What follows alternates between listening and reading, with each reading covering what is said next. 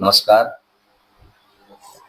Shri Nilkanth hostel Dhanera social મીડિયામાં જોડાયેલ તમામનું હાર્દિક સ્વાગત છે. ઘણી વખત આપણા જીવનની અંદર એવું બનતું હોય છે કે ભગવાન અને સંતના શરણે જવાથી આપણને શું ફાયદો, આધ્યાત્મિક માર્ગમાં જોડાવાથી આપણને શું ફાયદો. તો નાનકડી વાર્તા દ્વારા આપણે સમજીએ કે એક રાજા હતા અને રાજા પોતે પોતાનું જીવન 60 વર્ષનું થયું ત્યાં સુધી કોઈ જગ્યાએ આધ્યાત્મિક ભગવાનના મંદિરે કે ગુરુના શરણે ક્યાંય નહીં જોવા મળ્યા.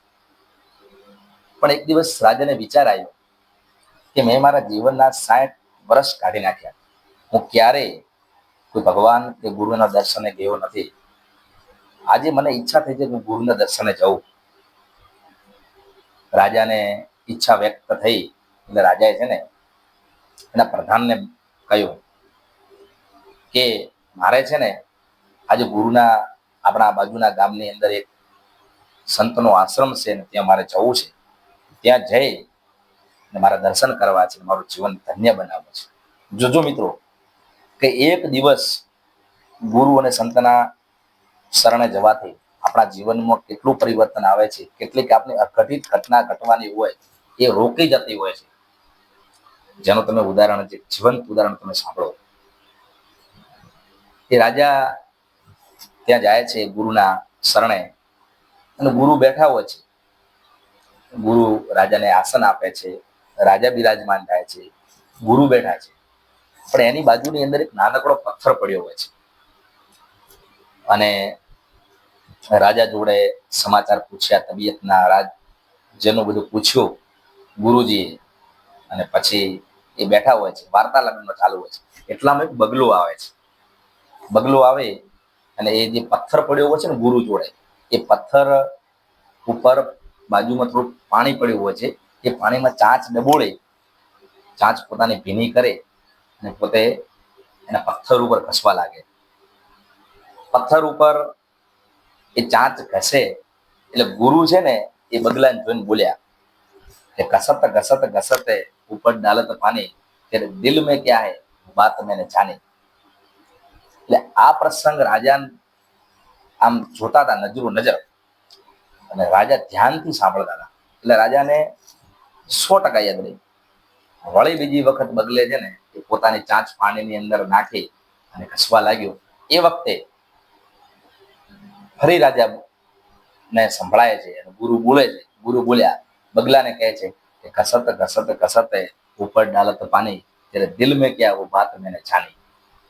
અને રાજાને મગજની અંદર 100% ડેટા ગુરુજી જે બોલે ફિટ થઈ ગયું એકદમ. આજના વિદ્યાર્થીઓ કહે છે કે અમને યાદ રહેતું નથી વાંચનની અંદર. જો તમારી મિત્રો દ્રઢતા હોય તો તમને શીખવાની તબસ હોય તો 100% તમને યાદ રહી જતું હોય છે. હવે રાજા તો પાછા ગુરુજીના દર્શન કરીને પાછા આવી જાય છે પોતાના રાજ્યની અંદર.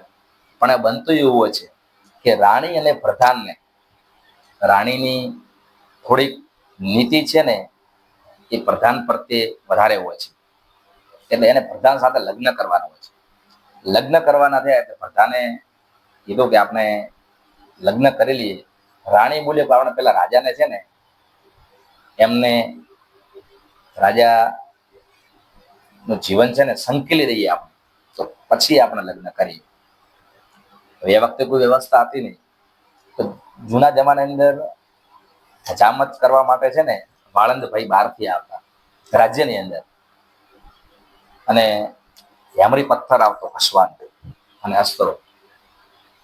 એટલે રાણી વાળંદને એક દિવસ બોલાવીને કીધું કે કાલે તમે રાજાજીને જયારે હજામત કરવા માટે આવો ને એ વખતે તમે આમ રાજાને તમે હેમરી પથ્થર ઘસી અને અસ્ત્રો જયારે તમે ઘસતા હો ને સ્વિંગ કરતી વખતે, એ વખતે એ અસ્ત્રો તમે અહીંયા નસની અંદર દબાઈ નાખજો અને રાજાને આપણે પૂરા કરી દઈએ.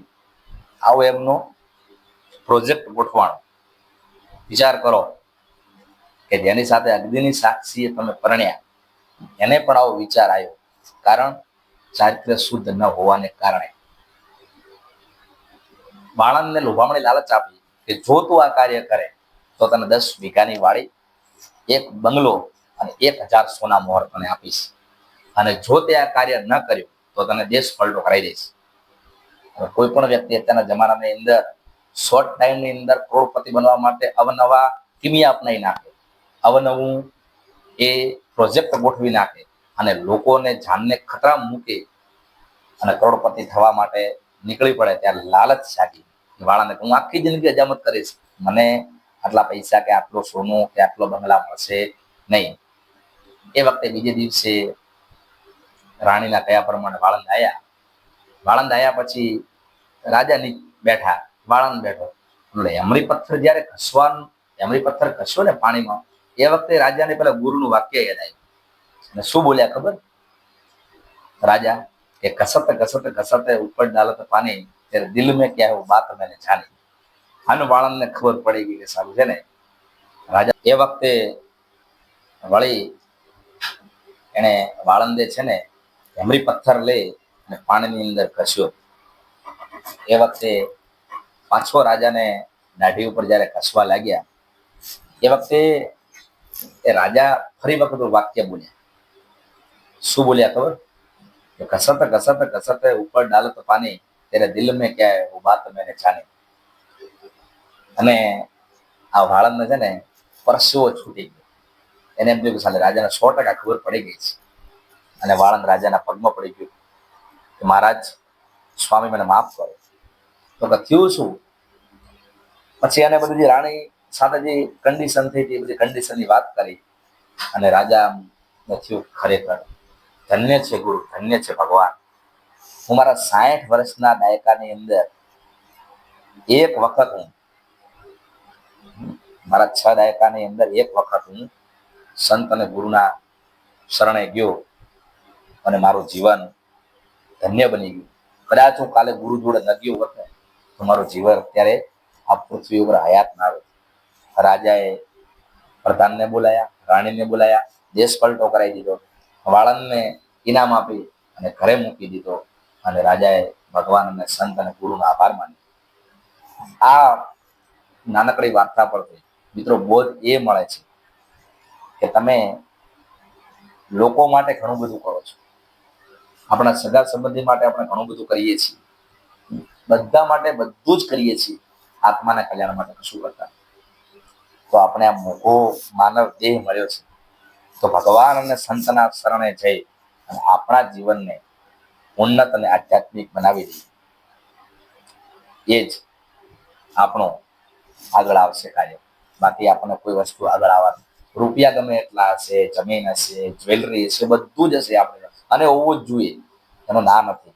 વહીવટ ગમે એટલો મોટો કરો, પણ અંતે શું આવવાનું છે? ભગવાન અને સંતોનો શરણો સાથે આવવાનું છે. તો આપણે પણ આપણા જીવનને આધ્યાત્મિક બનાવે એવી આજના દિવસે પ્રાર્થના